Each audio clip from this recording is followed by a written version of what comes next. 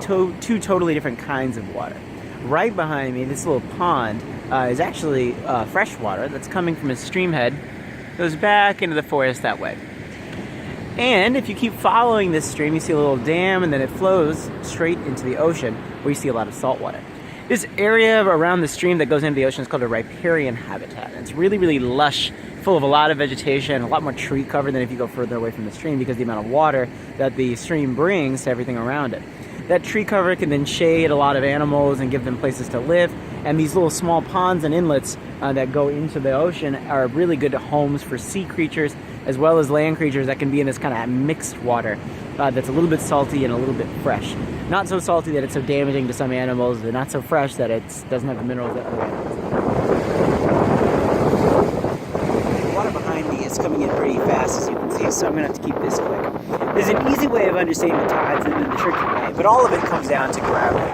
You can see the water coming in where I am is going to keep flowing behind me as I talk. The reason the water comes in at all has to do with not only the waves that are just because the Earth's rotating and the wind, but also the gravity of the moon. Most people don't think that the moon can influence anything on Earth. There's actually a lot of effects that the gravity of the moon has, because every mass in the entire universe exerts some amount of gravity just by the very nature of being mass. And that gravity is going to pull on other masses around it.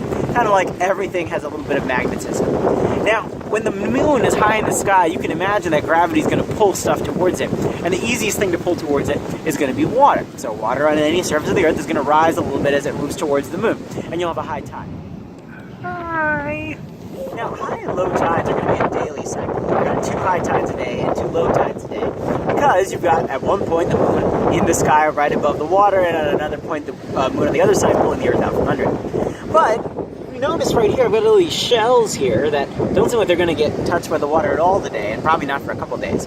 That's because you've also got monthly high and low tides. There's certain tides that are so high that they only happen once a month. And that's whenever the moon and the sun are on the exact same side, or opposite sides of the Earth.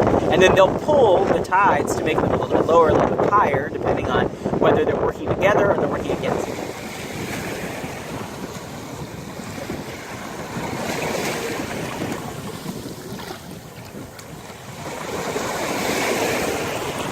Might be able to notice behind me is that there's a bunch of different levels of pools.